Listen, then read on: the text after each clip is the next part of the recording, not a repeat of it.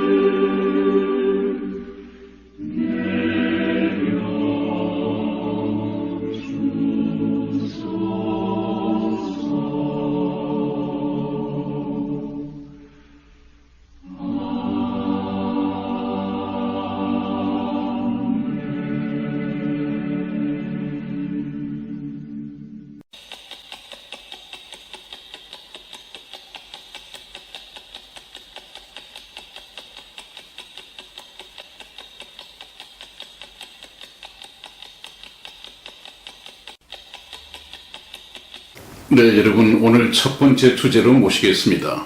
애굽의 세 왕이 이스라엘을 노예로 삼았다 하는 말씀으로부터 시작을 하겠습니다. 지금 오늘 이 얘기가 시작되고 있는 것은 출애굽기 1장에 나와 있는 얘기인데요. 시간이 참 많이 흘렀습니다. 지난번 시간에 이스라엘이 69명 이끌고 애굽에 이미 와 있는 요셉과 함께 70명이 애굽에 넘어왔다고 했습니다. 그로부터 참 많은 시간이 흘렀습니다. 우리가 성경 말씀 출애굽기 1장 6절을 보면 요셉과 그의 모든 형제와 그 시대의 사람은 다 죽었고 그랬습니다. 참 많은 시간이 흘렀죠. 그런데 이제 변수가 생기기 시작합니다. 이스라엘 자손은 생육이 중다하고 번식하고 창성하고 심히 강대하여 온 땅에 가득하게 되었더라고 그러는데, 여기 온 땅이라고 하는 것은 애굽의 온 땅을 가리키는 것이 아니고 바로 이스라엘이 얻어서 기거했던 그 목초지가 많았던 고센 땅을 말하는 것입니다. 그 고센 땅에 그냥 충만하게 번성해 있었다. 그랬더니 때마침 이 요셉, 그 참 애굽을 흉년의 위기에서 구한, 참 오늘날 애굽이 있기까지 엄청난 공헌을 했던 이 요셉의 업적, 치적을 알지 못하는 새 왕이 일어났다고 했습니다. 8절 말씀에 요셉을 알지 못하는 새 왕이 일어나서 애굽을 다스리더니 그랬습니다. 요셉의 고마움을 모르기 때문에 히브리 민족, 이 이스라엘 민족들의 고마움도 알지 못할 테니까 우선 자기 입장에서만 생각할 것 아니겠어요. 근데 뭔가 들어와 있는 이방 민족 같은 히브리 민족이 있는데 굉장히 강해지고 날마다 번성해지고 이것들을 가만두었다가는 계속해서 인구가 늘어날 것이고, 인구가 늘어지면 우리나라보다 강해질 것이고, 만일에 다른 나라가 애국을 치고자 할 때 이들과 동맹을 맺어서 우리를 친다면 꼼짝없이 우리의 적이 되겠구나, 이런 걱정들을 참 많이 했습니다. 이 새로 왕으로 오른 그 바로 왕이 말이죠. 그래서 이제 새로운 정책과 또 하나의 이스라엘 백성들을 그냥 편안하게 그냥 두는 것이 아니라 노예로 삼아버립니다. 아주 고된 일을 시키고 노예로 삼아버립니다. 그것뿐이겠습니까? 이제 인구가 계속 늘어나서 번성해지니까 씨를 말리기 위해서 여자아이가 태어나면 그냥 태어나게 하고, 남자아이가 태어나면 전부 다 죽여버리라, 히브리 산파에게 그렇게 명령을 했습니다. 그랬더니 히브리 산파들은 바로 하나님을 두려워하는 자들이었기 때문에 아이를 죽일 수가 없죠. 그래서 이제 그냥 살려두고 그러다가 이제 바로 왕이 그 산파들을 불렀습니다. 너희들은 왜 남자아이를 죽이지 않고 살려두느냐, 이렇게 하니까 이 산파들이 이제 좀 머리를 써서 거짓말다운 거짓말을 합니다. 이 히브리 여인들은 얼마나 힘이 좋든지 산파들이 이미 도착하기 전에 애가 이미 태어나 버립니다. 그래서 더 이상 죽일 수가 없습니다. 이렇게 했더니 이제는 산파들에게 맡기는 것이 아니라 그 신민들에게 명령을 내립니다. 너희들이 남자아이가 태어나면 바로 나일강 이 하수에 던져서 죽여야 한다 하는 명령을 내립니다. 꼼짝없이. 그 나일강은 참 그 신성시 여기는 곳인데 거기는 악어들이 살고 있습니다. 거기에 던지면 바로 던져진 아이들이 악어의 밥이 되겠죠. 그렇게 잔인한 생각을 이 애국에 새로 생긴 이 왕이 명령으로 정책을 세웠습니다. 그래서 본격적으로 이제 이스라엘 백성들이 노예로 애국에서 노예 생활을 하면서 시작을 합니다. 이것이 참 굉장한 영적인 의미가 있습니다, 여러분. 하나님을 섬기도록 지음을 받은, 부르심을 받은 이 선민 이스라엘이 하나님을 섬기지 않고 어떤 이유 때문에 우여곡절 속에 애굽으로 오게 됐고, 애굽에 와서 살다가 결국은 노예로서 살게 됐다. 이것은 굉장한 영적인 의미를 가집니다. 하나님께서는 이것을 통해서 무엇을 설명하시고자 하느냐 하면, 모든 인간은 제일 처음에 지어질 때부터, 지음을 받을 때부터 모든 인간은 하나님을 섬기면서 살도록 그런 목적으로 지음을 받았습니다. 그런데 아담과 하와가 하나님의 말씀을 듣지 않고 불순종함으로 말미암아 모든 인간들이 본의 아니게 우여곡절 속에 하나님을 섬겨야 할 인생이 이집트의 바로왕을 섬기듯이 사단을 섬기고 사단의 종이 되면서 살아가고 있습니다. 바로 그것을 설명하고 있는 것이죠. 그러므로 이스라엘이 애굽에서 노예 생활을 하고 있다고 하는 것은 하나님께서 이 이스라엘 백성을 언젠가는 하나님이 작정하신 때에 해방을 시켜서 하나님의 백성이 되게 해야겠다 하는 이 계획을 가지고 있듯이, 하나님께서는 우리 인간들도 지금은 사단에게 매여서 사단에게 죄의 종노릇을 하고 있지만, 그래서 지옥 갈 수밖에 없는 인생으로 살아가고 있지만, 하나님께서는 이 다음에 예수 그리스도를 구원자로 보내시고 그 예수 그리스도를 믿고 구원받음으로써 천국 백성이 되도록 구원하는 이 일, 그래서 하나님을 섬기도록 만드는 이 일이 하나님의 인류 역사의 구속사 목표였습니다. 바로 그것을 위해서 지금 예표적으로 이 역사를 꾸미는 것이죠. 그래서 이번에 나누고자 하는 말씀은 모세가 애굽의 왕자로 입양되다 하는 것입니다, 여러분. 그런데 남자아이가 태어나면 죽여버렸어야 되었는데 어느 날 이 참 모세가 태어났습니다. 이 모세가 어떻게 기적적으로 살게 되며 어떻게 애굽의 이 왕자로 입양이 되는가 하는 것을 우리가 잠시 얘기를 해볼 필요가 있습니다. 네, 모세가 애굽의 왕자로 입양되는 이런 사건이 성경 말씀에 기록이 되어 있습니다. 이것도 하나님의 큰 역사이죠. 그래서 출애굽기 2장 1절에서 2절까지 먼저 한번 읽어보겠습니다. 우리 이승희 집사 읽어드리겠습니다. 레위 족속 중 한 사람이 가서 레위 여자에게 장가들었더니 그 여자가 잉태하여 아들을 낳아 그 준수함을 보고 그를 석 달을 숨겼더니 아멘. 아멘. 한번 보십시오. 이제 모세에게로 이 성경 말씀이 초점이 맞춰져 가고 있습니다. 왜냐하면 모세가 해방자로 예수 그리스도의 모형으로 나타날 것이기 때문에 스포트라이트가 거기에 비춰지고 있습니다. 레위 족속 중에 한 사람이 가서 레위 여자에게 장가를 들었는데 그 여자가 잉태하여 아들을 낳아서 그 준수함을 보고 그를 석 달 동안 숨겼습니다. 아이가 태어나면 나일강에 던져서 악의 밥이 되게 해야 하는 것이 애굽의 왕의 명령이었는데 그 명령을 어기고 석 달을 숨겼다가 이제는 더 이상 숨길 수가 없게 되었습니다. 그래서 어떻게 했느냐? 출애굽기 2장 3절에서 4절까지 말씀을 다시 우리 이승희 집사 읽어드리겠습니다. 더 숨길 수 없이 되매 그를 위하여 갈상자를 가져다가 역청과 나무친을 칠하고 아이를 거기다가 하숫과 갈대 사이에 두고 그 누이가 어떻게 되는 것을 알려고 멀리 섰더니 아멘. 아멘. 그렇습니다. 석 달까지는 숨겼는데 더 이상 숨길 수가 없게 되었단 말이죠. 왜 그렇습니까?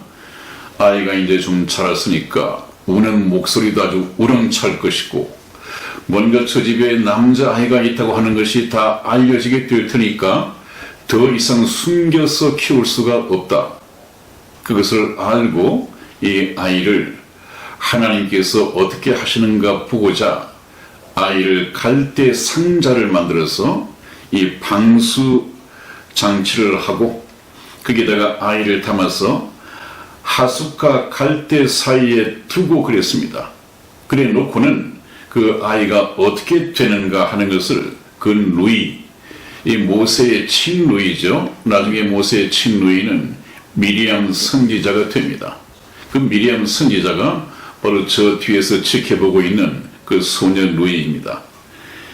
그리고 나서 물론 이것이 우연의 일치가 아니라 이 하나님의 섭리 속에서 다 이루어지는 것이죠. 출애굽기 2장 5절에서 6절까지 말씀을 다시 이승희 집사 읽어드리겠습니다. 바로의 딸이 목욕하러 하수로 내려오고 시녀들은 하숫가에 거닐 때에 그가 갈대 사이의 상자를 보고 시녀를 보내어 가져다가 열고 그 아이를 보니 아이가 우는지라 그가 불쌍히 여겨 가로되 이는 히브리 사람의 아이로다. 아멘. 아멘. 그렇습니다. 지금 아이를 그 갈대 숲 사이에다가 뒀는데 마침 그때 바로의 딸, 이 공주죠. 바로 왕의 딸 공주죠. 이 바로의 왕의 딸이 목욕하러 하수로 내려오고 이것은 하나님이 계시지 않는다고 한다면 이 세상에는 우연이 많이 있습니다. 그러나 하나님이 계신 이 세상 가운데는 우연이란 말이 있을 수가 없습니다. 세상 사람들은 하나님이 없기 때문에 우연이라는 말을 쓰지만 그리스도인들은 우연이라는 말을 사용하지 않습니다. 왜? 그것은 하나님의 섭리 가운데서 모든 일이 이루어지는 것이기 때문에 필연밖에 없는 것입니다. 그것은 우연이란 말이 그리스도인들에게는 사용되지 않습니다. 마침 바로의 딸이 목욕하러 하수로 내려오고 시녀들은 하숫가에 거닐 때에 그가 갈대 사이의 상자를 보고 시녀를 보내어 가져다가 열어보니까 그 아이가 하나 있는데 아이가 울고 있습니다. 그래서 아이를 낳아보지 못한 공주이지만은 그가 불쌍히 여겨 가로되 이는 마땅히 죽었어야 할 히브리 사람의 아이로다 하는 것 어떤 모성애겠습니까? 이런 것이 강하게 작동을 합니다. 물론 하나님께서 역사하시는 것이죠. 그리고 나서 출애굽기 2장 7절에서 9절을 우리 이승희 집사 다시 읽어보겠습니다. 그 누이가 바로의 딸에게 이르되 내가 가서 히브리 여인 중에서 유모를 불러다가 당신을 위하여 이 아이를 젖먹이게 하리이까. 바로의 딸이 그에게 이르되 가라. 그 소녀가 가서 아이의 어미를 불러오니 바로의 딸이 그에게 이르되 이 아이를 데려다가 나를 위하여 젖을 먹이라. 내가 그 싹을 주리라. 여인이 아이를 데려다가 젖을 먹이더니. 아멘. 한번 보십시오. 전부 다 하나님의 섭리 속에서 하나하나의 상황이 만들어져 가고 역사가 진행이 되어가고 있습니다. 그 누이가 저기 갈대 밭에 지켜보고 있던 그 누이가 바로의 딸 이 공주에게 가서 이르되 내가 가서 히브리 여인 중에서 유모를 불러다가 당신을 위하여 이 아이를 젖먹이게 하리까? 그렇게 물어봤습니다. 그랬더니 바로의 딸이 그에게 이르되 가라. 그 소녀가 가서 누구를? 아이의 어미를 불러오니. 이것이 참 놀라운 얘기입니다. 이것이 하나님이 하시는 일 아니겠습니까, 여러분? 그냥 이 아이에게는 젖만 필요한 것이 아니라 이 아이의 정체성, 이 아이의 신분, 비록 어떤 사정 때문에 애굽의 궁중에서 바로 왕의 딸의 이 공주의 아들로서 살아가고 있지만, 그래서 이집트 왕자라고 그러죠. 이집트의 왕자의 몸으로 살아가고 있지만 그 속에는 이집트인의 피가 흐르고 있는 것이 아니라 바로 히브리인, 이스라엘인의 피가 흐르고 있다. 그래서 이것을 그 친어머니가 젖을 먹이면서 아이가 자라가는 동안에 정체성을 얘기해주고 신분을 얘기해주고, 얘야 네가 이런 일 때문에 비록 애굽의 궁중에 와서 살고 있지만 내 속에는 여호와 이 하나님의 피가 흐르고 있단다. 이것을 계속해서 훈련을 시켰습니다. 교육을 시켰습니다. 그것을 이제 나중에 모세도 그것을 알게 됩니다. 그래서 어떤 문제가 생기죠. 그래서 그 아이의 어머니를 불러와서 젖을 먹였다고 하는 이 하나님의 계획은 정말 완벽한 것이죠, 여러분. 하나님은 전지전능하신 분이기 때문에 하나님만이 해나갈 수 있는 일입니다. 정말 하나의 영화 장면 같지 않습니까? 그래서 9절 말씀을 보면 바로의 딸이 그에게 이르되 이 아이를 데려다가 나를 위하여 젖을 먹이라. 내가 그 삭슬을 주리라. 여인이 아이를 데려다가 젖을 먹이더니. 출애굽기 2장 10절 말씀을 우리 이승희 집사 읽어드리겠습니다. 그 아이가 자라매 바로의 딸에게로 데려가니 그의 아들이 되니라. 그가 그 이름을 모세라 하여 가로되 이는 내가 그를 물에서 건져내었음이라 하였더라. 아멘. 이제 아이가 자라고 젖을 때니까 그 아이를 바로의 딸 이 공주에게 인계를 해 주었습니다. 그랬더니 그의 아들이 되었고, 이제 그 아이를 이름을 모세라고 지었습니다. 모세란 말의 뜻이 무엇이냐 하면 물에서 건져내었다, 그런 뜻입니다. 그 이름의 사연이 바로 그렇습니다. 그 다음에 다음 보겠습니다. 지금 이제 이 장면에서는 모세가 애굽의 간역자를 쳐서 죽이고 모래에 숨겼다는 그런 장면이 나옵니다. 왜 이런 일이 있느냐 하면, 지금 모세는 이집트의 왕자 신분이고, 지금 저 밑에 거의 고개를 쳐 받고 있는 저 사람은 노예 생활을 하고 있는 히브리인 이스라엘 사람입니다. 지금 노예로서 살고 있죠. 그런데 이스라엘 노예를 이 간역하는 간역자가 있지 않습니까? 감독자가. 이 감독자가 어떻게 학대를 가하든지 모세는 뭐라고 말씀드렸습니까? 자기 어머니의 무릎에서 젖을 빨며 커가면서 이제 사상 교육을 시키고 너는 여호와의 백성이란다 하는 이것을 교육을 시켰습니다. 그것을 모세가 알게 되었습니다.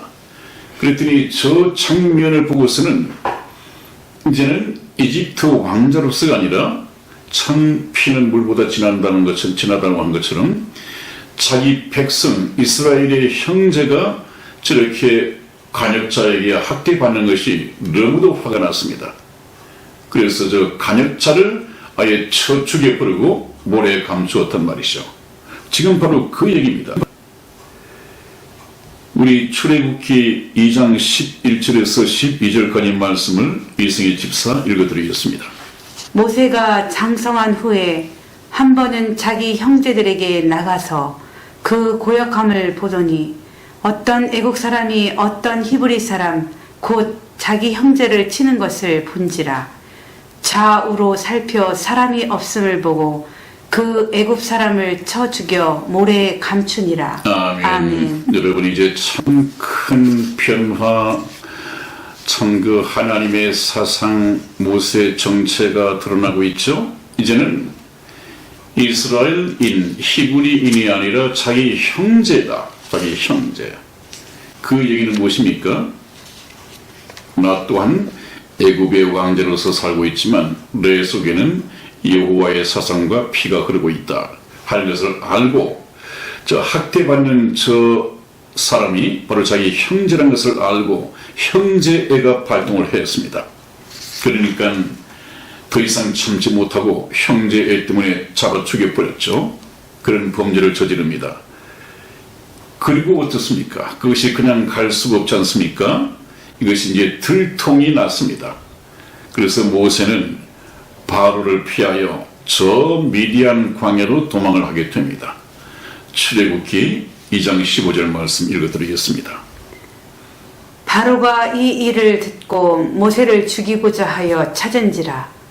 모세가 바로의 낯을 피하여 미디안 땅에 머물며 하루는 우물 곁에 앉았더라. 아멘. 그렇습니다. 그래서 모세가 지금 바로를 피하여 궁중을 떠나서 미디안 광야로 갈 때 이 모세의 나이가 40세입니다. 40세.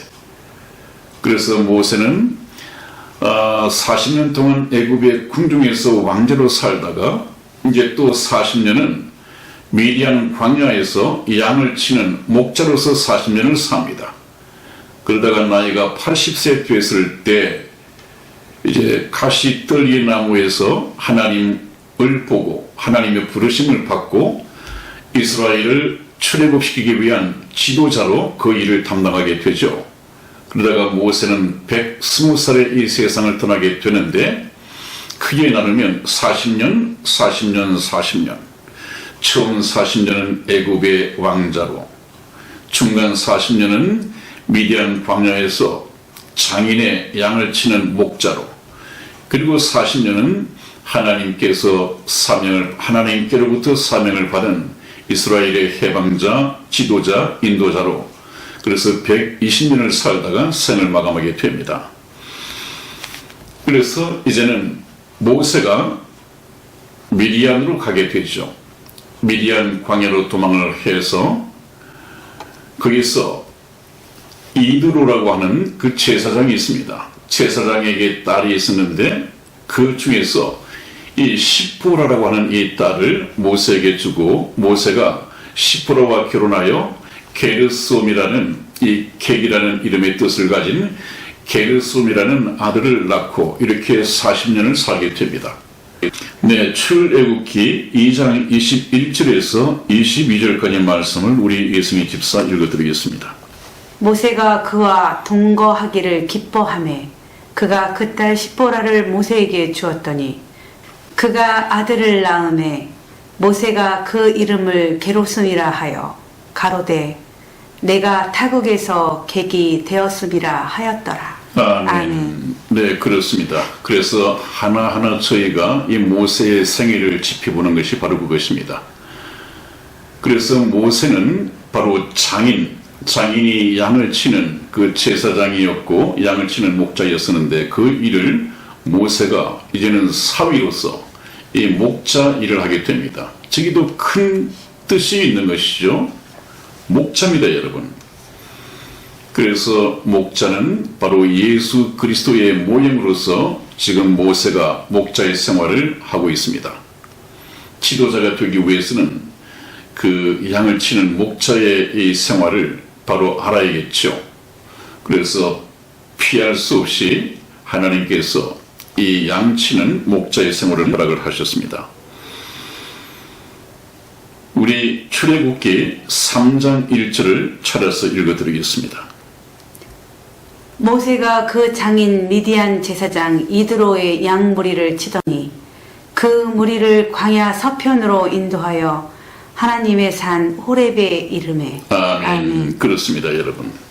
그래서 이제 목자 생활을 했다고 하는 것은 바로 지도자 생활을 하기 위해서 목자로서의 심정과 목자의 책임을 배워야 하기 때문에 피할 수 없이 하나님께서는 목자의 생활을 하게 하심으로 훗날에 그 선한 목자가 되어서 오실 예수 그리스도의 모형으로 우리에게 예시해 주셨습니다. 그 다음에 이제 하나님께서 모세를 부르시죠. 저때 나이는 80세라고 금방 제가 말씀을 드렸지 않았습니까? 80세. 이제 120세 가운데에서 마지막 40년을 모세가 하나님의 사명자로서 살아가기 시작합니다. 부르심을 받습니다. 우리 출애굽기 3장 2절에서 3절까지 말씀을 이승희 집사 읽어드리겠습니다. 여호와의 사자가 떨기나무 불꽃 가운데서 그에게 나타나시니라. 그가 보니 떨기나무에 불이 붙었으나 사라지지 아니하는지라. 이에 가로되 내가 돌이켜 가서 이 큰 광경을 보리라. 떨기나무가 어찌하여 타지 아니하는고 하는 동시에. 아멘. 그렇습니다, 여러분. 아마도 이 모세는 그 미디안 광야에서 예전처럼 여전히 양의 꼴을 먹이고 있었겠죠. 근데 호렙산이라고 하는 저 산은 바로 미디안 광야에 있었는데 저 산은 하나님의 산이라고 해서 가끔 하나님이 나타난다는 그런 전설이 있어 왔습니다. 그런데 어느 날 모세가 그 산을 보니까 이상한 광경이 벌어지고 있단 말이죠. 떨기나무에 불이 붙어서 계속해서 타고 있는데 다 탔으면 이제 제가 되고 꺼져버려야 할 텐데 꺼지지 않고 계속 타고 있습니다. 그것을 참 놀라운 큰 광경이라고 했죠.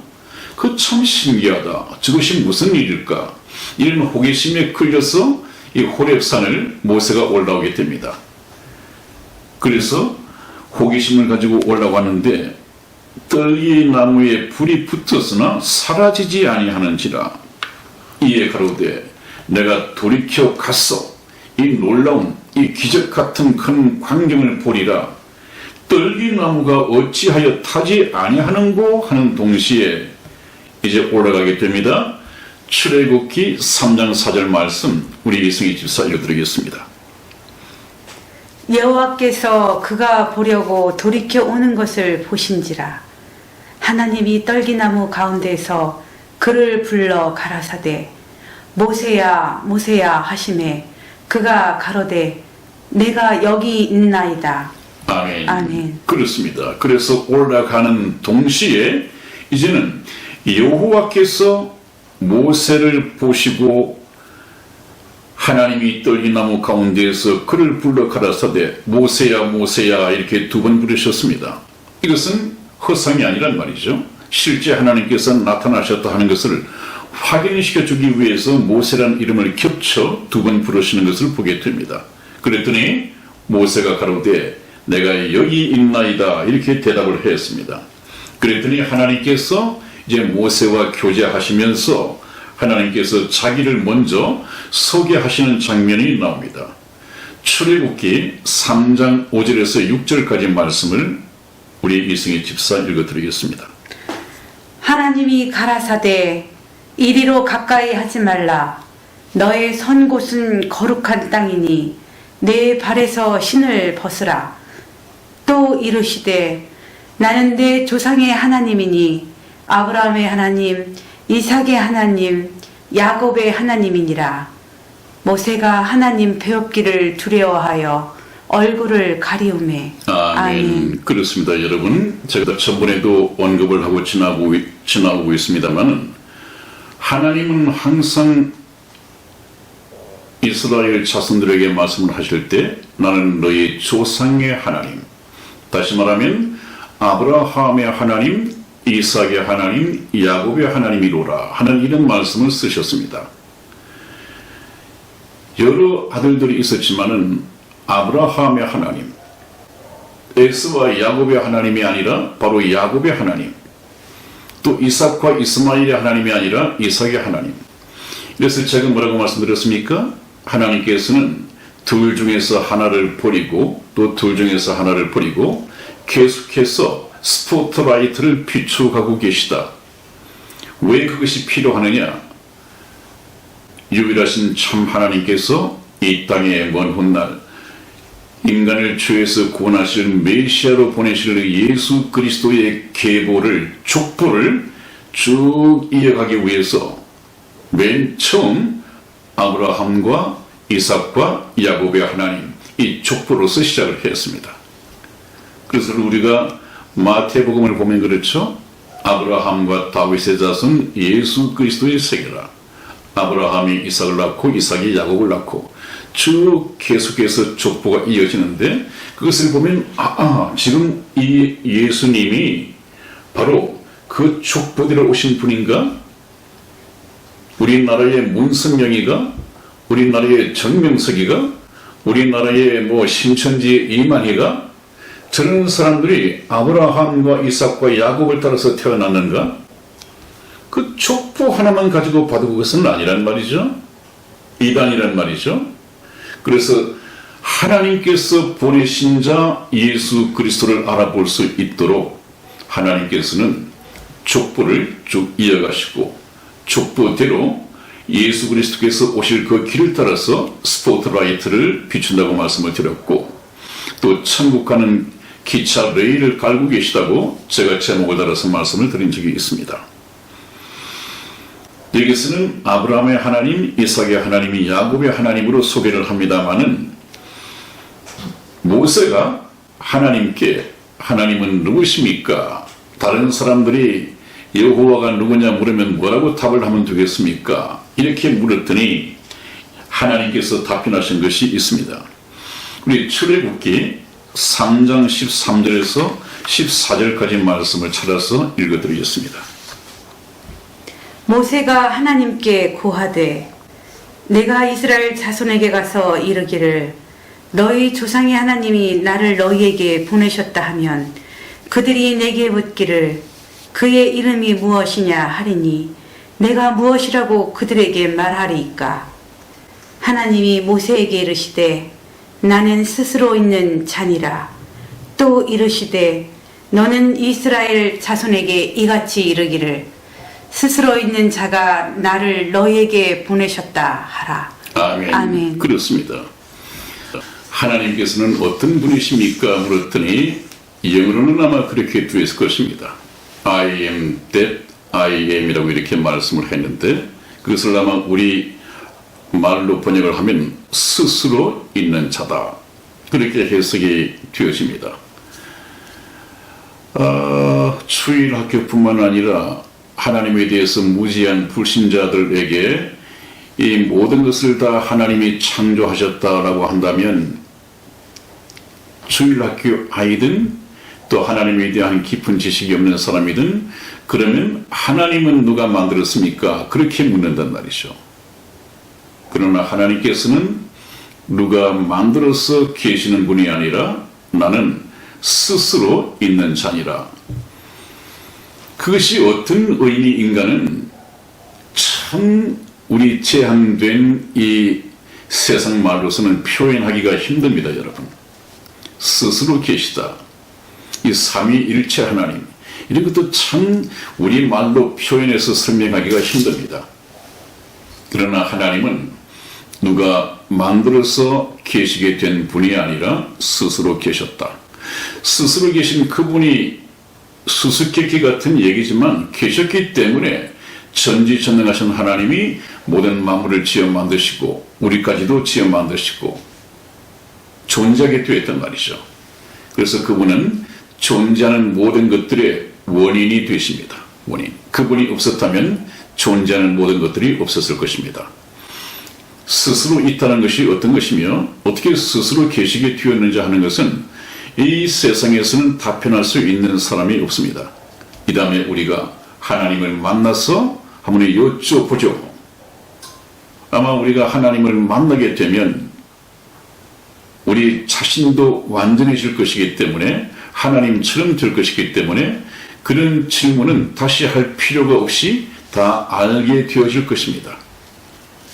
여러분, 참 신기한 것은 우리 피조물이 성경 말씀을 통해서 창조주이신 하나님을 알고 그분이 어떤 계획을 가지고 계시고 그분이 예비하고 계신 그 천국에서 영원 복락을 누리면서 슬픔이나 걱정이나 근심이나 늙고 병들고 이런 것 아무것도 없이 영원히 신령한 몸으로 산다고 하는 것을 우리가 알 때 참 얼마나 참 신비합니까, 여러분?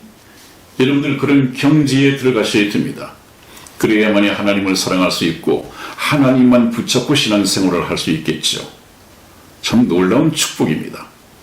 그것이 성경 말씀 공부를 통해서 알려진단 말이죠. 그래놓고 이제 하나님께서는 이 모세에게 부르신 사명, 이 명령을 하십니다. 네, 출애굽기 3장 7절에서 10절까지의 말씀을 저와 이성희 집사가 교독하겠습니다. 7절 말씀 제가 먼저 읽겠습니다.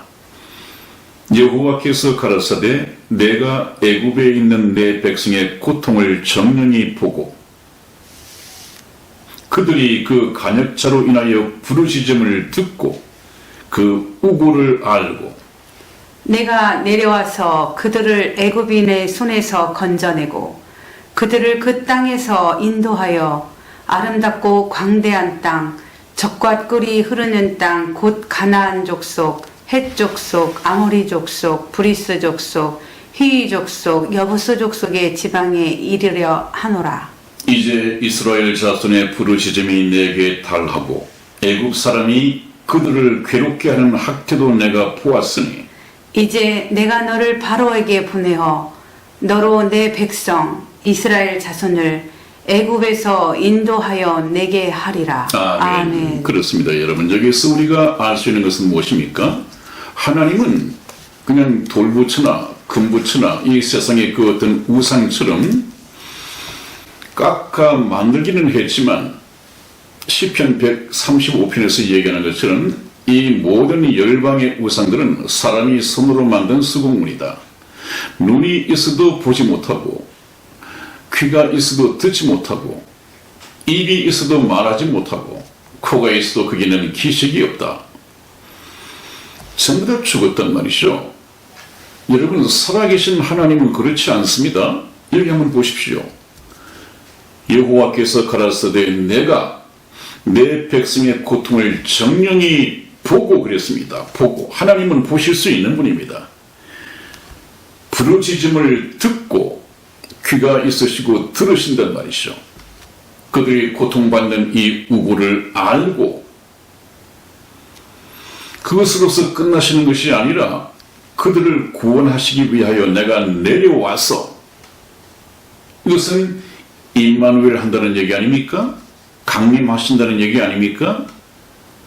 하나님이 인간을 죄에서 구원하시기 위하여 예수 그리스도의 육체로서 이 세상에 임마누엘 하셨듯이 내려와서 그들을 애굽인의 손에서 건져내고 그들을 그 땅에서 인도하여 여부스 족속의 지방에 이르려 하노라.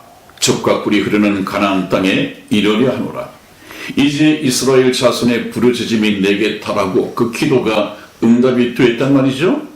애굽 사람이 그들을 괴롭게 하는 학대도 내가 보았으니 이제 내가 너로 바로에게 보내요. 하나님께서 파송시킨단 말이죠. 사명자로. 여러분, 하나님께서는 반드시 사명자를 사용하시기 전에 부르시고 하나님께서 만나시고 어떤 사명을 주시고 보내십니다. 그래서 로마서 10장에 보면 그런 말씀이 나와 있죠. 보내심을 받지 아니하였으면 어떻게 전파하려 하는 말씀이 있는데, 반드시 하나님의 말씀을 가지고 설교를 하든 하나님의 이름으로 목사의 일을 하려면 보내심을 받아야 됩니다. 보내심을 받지 않고 자기 어떤 생계 직업을 위해서 직업형, 생계형, 사꾼 목자의 판을 치는 이유가 바로 거기 있습니다. 그들의 입에서 하나님의 복음의 말씀이 나올 수가 없습니다. 그래서 하나님을 만난 적이 있고 하나님을 만나고 하나님께서 주신 이 메시지를 가지고 보내심을 받아야 됩니다. 그 메시지를 전해야 됩니다. 그것이 보내심을 받은 주의 종들이 해야 할 일이죠. 또 자세한 얘기는 다음 시간에 나누겠습니다. 오늘도 시간이 다 되었습니다. 다음 시간에 뵙겠습니다. 안녕히 계십시오. 안녕히 계세요.